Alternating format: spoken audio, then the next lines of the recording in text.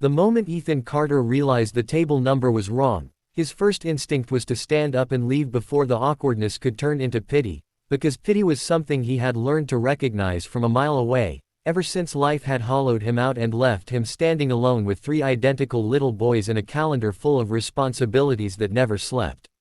He had come to the cafe for a quiet meal after work, not for whatever destiny was about to unfold under the warm hanging lights and the faint smell of roasted coffee beans, and yet his heart began pounding as if it somehow knew that this mistake was not a mistake at all.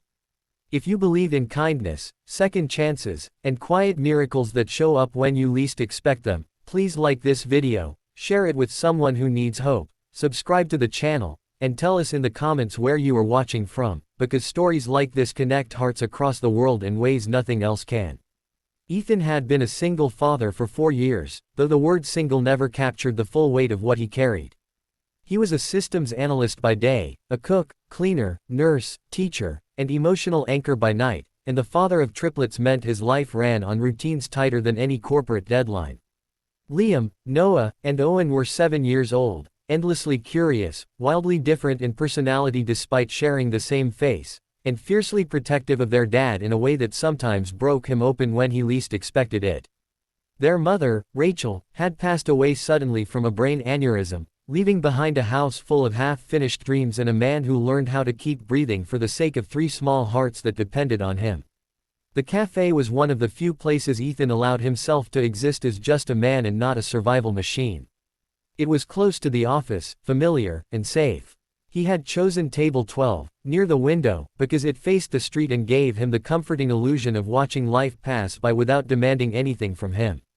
When he sat down, ordered coffee, and checked his phone for the usual flood of school reminders and grocery lists, he did not notice the quiet choreography happening across town, where 3 small boys with serious expressions and crayon-stained fingers were executing the boldest plan of their young lives. Liam had been the strategist, Noah the emotional persuader, and Owen the silent observer who noticed everything adults missed. They had watched their father slowly fold inward over the years, smiling for them, working himself thin, never complaining, but never laughing the way he used to in old videos. They heard the way other parents talked about dates and weekends and companionship, and they noticed how Ethan's eyes softened whenever their teacher, Grace Miller, spoke to him at school events. Grace was kind in a way that felt steady, not loud. She had lost her fiancé years earlier in a car accident, and though she carried her grief gracefully, the boys sensed something familiar in her quiet strength. Grace worked in the same building as Ethan now, having recently transferred schools and taken a part-time curriculum role that put her on the same floor.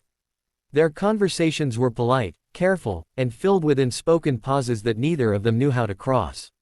So the boys decided to cross them for them. Grace had arrived at the cafe moments after Ethan, her coat still clinging to the cool air outside. She spotted him, hesitated, and then approached with an apologetic smile that carried more warmth than the room itself. Ethan looked up, confused, and for a second he truly believed she had mistaken his table for someone else's. He was already preparing an excuse to leave, because his life had trained him to retreat before things could hurt. But Grace sat down, and something in her eyes told him this was not an accident. His stomach tightened with uncertainty, with the old fear of hoping too much. He thought of his boys at home, probably arguing over homework, probably missing their mom in the quiet way children do when they think no one is watching. He thought of how long it had been since someone had looked at him like he was more than a task list. As they sat there, time slowed into something almost tender. They talked about work, about how exhausting and beautiful children could be, about loss without naming it directly, and about the strange way life rerouted people without asking permission. Ethan felt himself opening in small, careful increments, like a door that had been rusted shut but was finally remembering its purpose. Grace listened with the kind of attention that made silence feel safe instead of awkward, and for the first time in years, Ethan did not feel like he had to perform strength. What Ethan did not know yet was that the boys had used his phone earlier that week while he was cooking dinner, sending a message he would not see until later. What Grace did not know was that her calendar invite had been nudged by 3 determined children who believed their father deserved happiness. And what neither of them knew was how deeply that evening would change the shape of their lives. At home, the triplets waited with the patience of people who believed completely in their plan. They had set the table for dinner themselves, a crooked arrangement of plates and mismatched forks, because they wanted the house to feel ready for something new. They talked about their dad in the way children do when they love someone fiercely, assuming the world would surely meet that love halfway. Back at the cafe, Ethan laughed, genuinely laughed, at something Grace said about spilled paint and stubborn students, and the sound startled him. It felt like rediscovering a part of himself he had buried to survive. The evening stretched longer than either of them expected, and when they finally stood to leave, there was no rush, no pressure, just a quiet acknowledgement that something important had begun. The real test came days later, when Ethan found the message on his phone, sent from his own account, explaining everything in the innocent, heartfelt language only children could use. He sat on the edge of his bed that night, the house quiet, the boys asleep, and cried in a way he had not allowed himself to in years. Not from sadness, but from the overwhelming realization that his children had been watching him, loving him, and believing in his future even when he could not. Grace, too, discovered the truth through a drawing left on her desk, a picture of her holding hands with a tall man and 3 small figures standing proudly beside them. She pressed the paper to her chest, feeling something inside her loosen, something that had been clenched since the day she lost the man she thought she would marry. She understood then that love did not replace what was lost, but expanded around it.